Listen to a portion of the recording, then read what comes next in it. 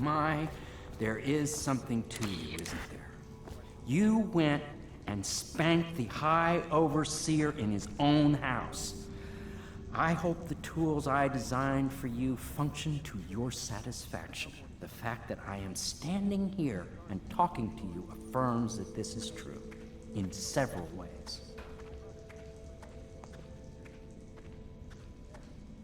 The inspiration is coming faster. Can I be of service to you?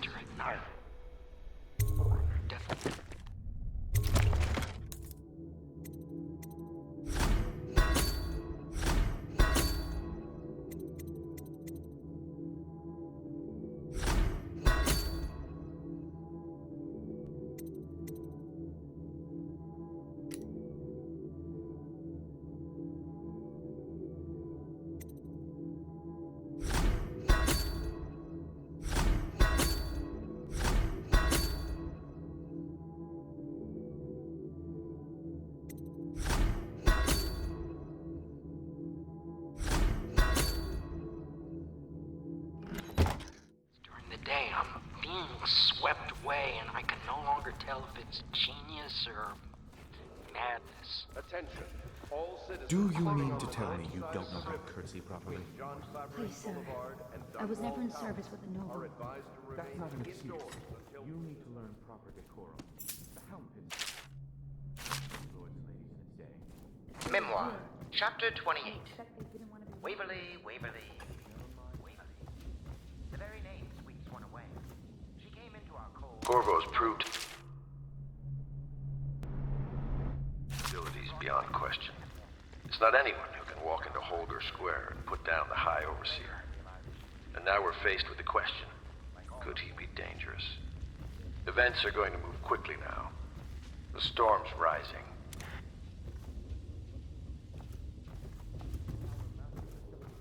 Attention, Dunwall citizens. You are reminded that assaulting a member of the City Watch has been made a capital offense, and guardsmen are authorized to carry out this sentence on the spot.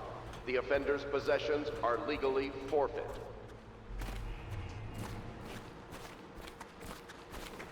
You did it. Somehow you took down the High Overseer Campbell against the odds. I knew you were our man, Corvo.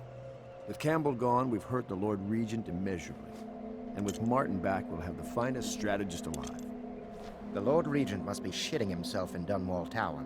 Yes, and Campbell's journal, let's not forget. Our hope is that in these encoded pages, the location and condition of Emily Kaldwin can be discovered. Our entire movement will mean nothing if we can't place the rightful heir on the throne. We must act fast. No doubt the Lord Regent is holding Emily somewhere, waiting to reveal her, to step out as the hero and further cement his regency. If he doesn't bring the young lady forth soon, there will be infighting among the nobles as to who should succeed the Empress. Yes, time is against us. But now you should take a well-earned rest, Corvo. We will decipher the contents of the High Overseer's journal and share them with you later. Yes. Sleep sounds good. I could use the rest.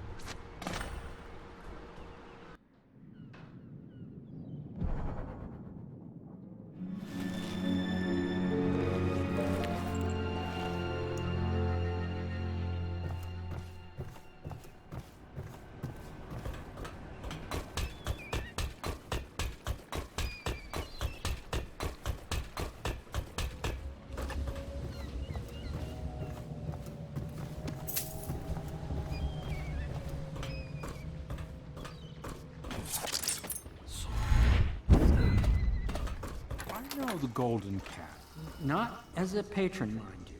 I designed some specialized devices for them. I kept blueprints, if anyone is curious. Don't.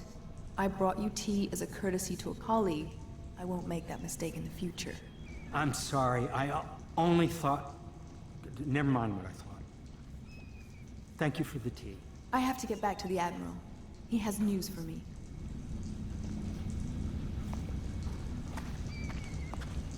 I'm getting a frequency reverberation that confounds some of my experiments. I suspect there are some kind of empty chambers beneath this building. In a district this old, anything is possible.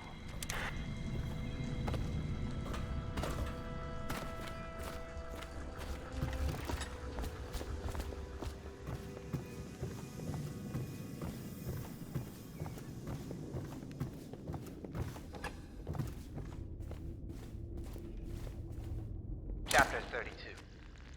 As yet I have said little of my brothers Morgan and Custis. Twins they are, and 4 years senior to me.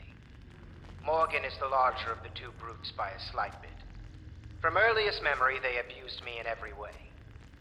I'm not the first to claim their elder siblings were cruel, but my suffering was unique, I promise you. At the tender age of 5, they tied me to the crib and set inside it assorted vipers they had collected over several weeks. My howls and my breathing were muffled by a blanket, and so it was hours before the nurse found me, barely alive. I had kicked a few serpents to a pulp and others had slithered away, but not before I'd been bitten a dozen times or more on my legs, arms, and face. The wounds kept me convalescing for months while those two got away with barely a tongue lashing. Wallace! Bring me wine. Tomorrow I will regale you with the special gift they gave me on my 10th birthday party.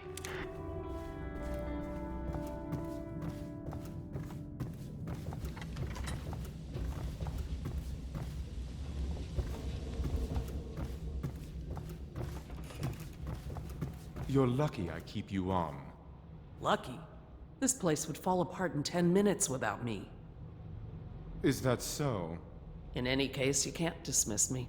I went through the books this morning and found 5 mistakes you've made. Very well. You're lucky I found them before the Admiral did.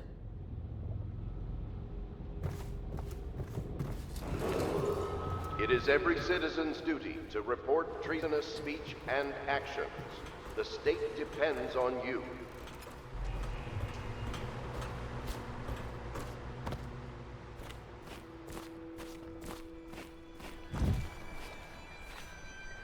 Hello. My name is Samuel. This machine was tossed into the river by the Admiral, but I fetched it. And it appears to be working. Let's see if it is. Test. Test.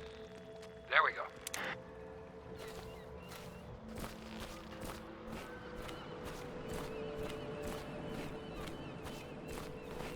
Hello, Corvo.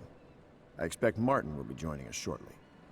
I hate to start your day with such a strange matter, but the servants heard something last night, moving through the storm drains beneath the building. Most likely a weeper, the poor bastard. There's no hope for them once the plague gets that far along. Nothing more than a shuffling corpse full of sickness and insects, if you ask me. I'd appreciate you investigating, just to be sure it's not a nosy guardsman that's getting too close. Here's a key to the hatches. I'd send a servant down there, but they'd die of fear on the spot, I'm afraid. Maybe Piero can concoct some sort of sleep poison for your crossbow if you want to go that route.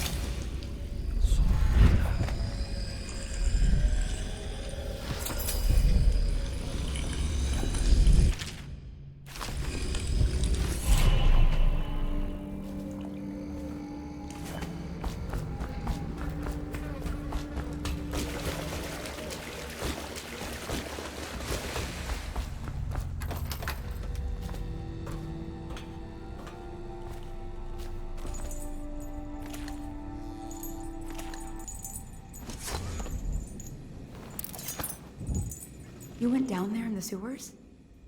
I thought I heard a weeper in there earlier. You're probably the bravest man I've ever met.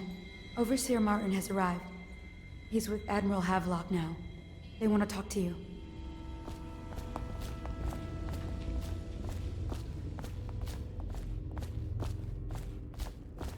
Corvo, I trust you remember Martin, an overseer before, and perhaps again someday soon.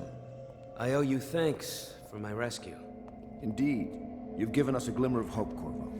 Because we've gotten what we wanted from Campbell's journal. You've done it. We know where Emily Caldwin is being held. The Golden Cat, of all places. A bathhouse for aristocrats. Little better than a cursed brothel. But there's an unfortunate twist. It appears that Pendleton's own kinsmen stand in our way. The twins, Morgan and Custis. Not only are they controlling Emily, but they have the controlling parliamentary votes we so desperately need. Yes, the Pendletons have to die. But most importantly, Emily must be brought here safely so we can protect her until the Lord Regent and his entourage have been dealt with. Pendleton's waiting for you on the dock. He's asked to brief you personally. I think it's best. Campbell's book appears to contain much more than we expected. He was blackmailing a number of highly ranked overseers. With the information in his journal, we will be able to manipulate the religious faction. The overseers will bend to our will. You've never been to the Golden Cat? No, I suppose not. Me neither, of course.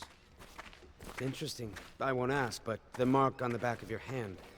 Are you studying the Forbidden Arts, Corvo? Never mind. We're all friends here. My neck still aches a little from the stocks. But I must say, you created quite an impression on the overseers during your visit. They are a nervous lot now.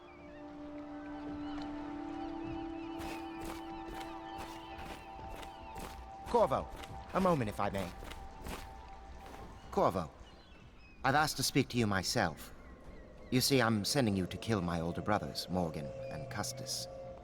They're horrible men. It's true, as you may have heard, cruel beyond words. Further, my brothers are close allies to the Lord Regent, and as long as they are in Parliament, we cannot gather the votes we'll need to stop the Lord Regent from further consolidating his power. These days, they're best known for exploiting their favor with him to cheat others out of their wealth. Let's just say that not every family evicted and quarantined for having the plague actually has the plague. I warned my brothers in every way I could. I really did. But they never did listen to me. They'll be at the Golden Cat tonight at their usual revels. They'll be protected by the City Watch, so it'll be dangerous. Now go. Please do it before I change my mind.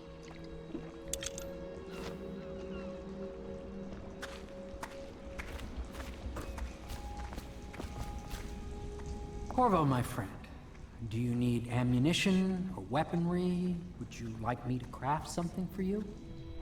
Yes, I need to replenish my sleep darts.